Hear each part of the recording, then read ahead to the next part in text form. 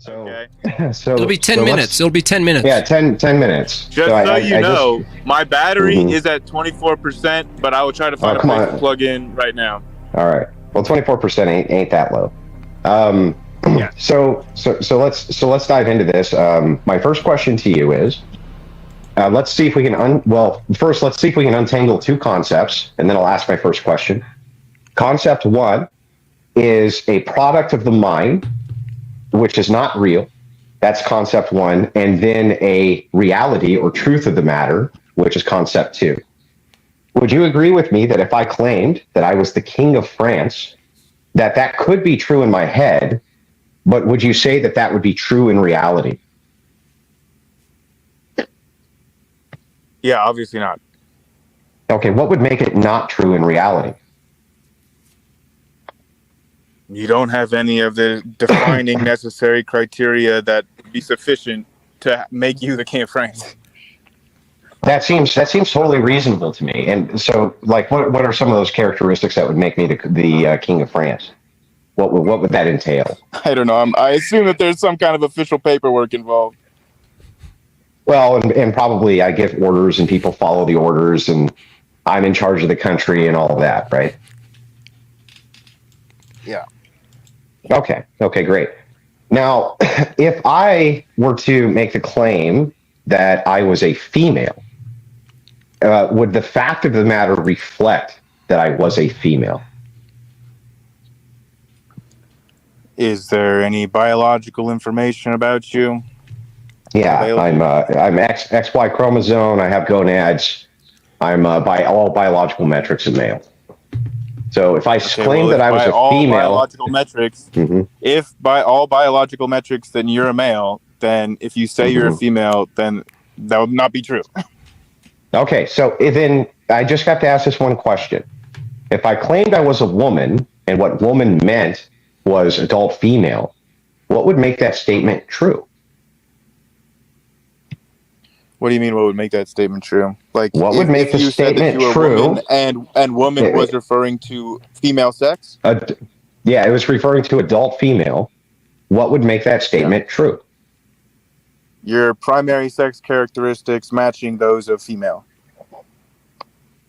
Okay, so as a male, if I say that I am a woman, by my definition, that would be a false statement, correct? If you're defining woman as sex instead of gender, then yes. Yes. Okay. So gender, you agree with me, is a construction of the mind, right? Does not exist in material reality. It exists as a construction of the mind. I'm not sure how long you've been listening to this conversation. We've been going on for a while, but I am a physicalist. I do think that there is a physical activity going on for most mental activities, thoughts, concepts, that kind of stuff. Oh, sure. It did, but in the same way that if I said I was the king of France, you've already agreed with me that could not be true in material reality. So hang on, in my mind. I want to make sure we can agree on this quick point. I think we can. I want to make sure we can clarify. Okay. Let me clarify. Your brain can generate the false identity that you're the king of France, and your brain can also generate your gender identity. Like all of us have. Right. But what would make that? But what would make that true? What would make that true, though? What would make it true? Like your gender. What would make the gender identity? If you say I'm a woman, right?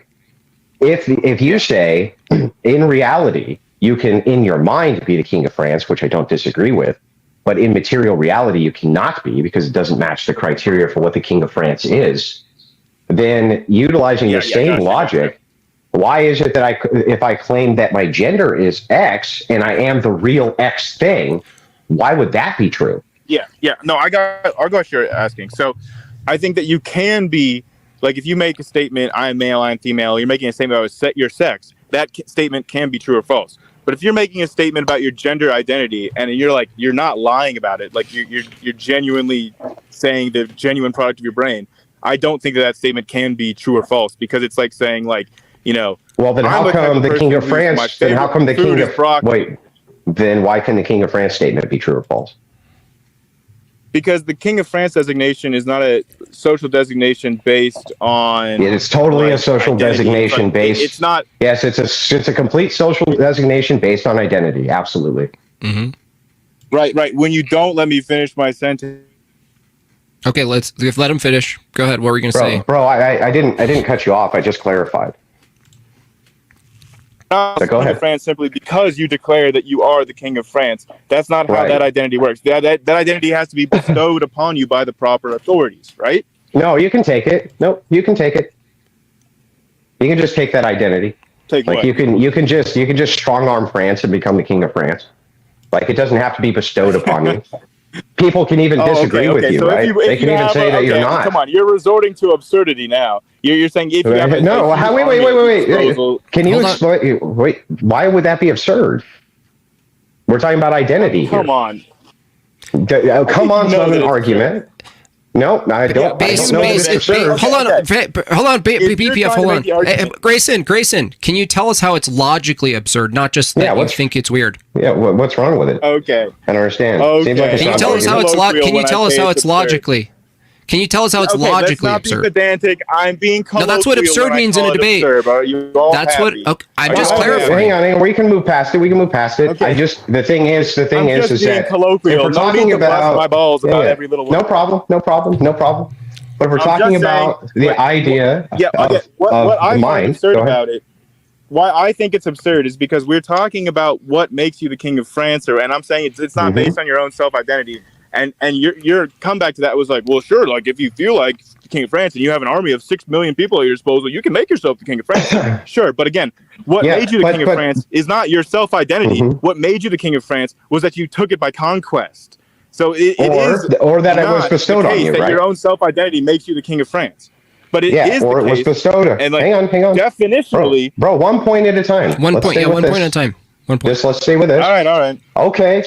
Is it so? If it's bestowed upon you, this means other people recognize you as this thing, right? Yes.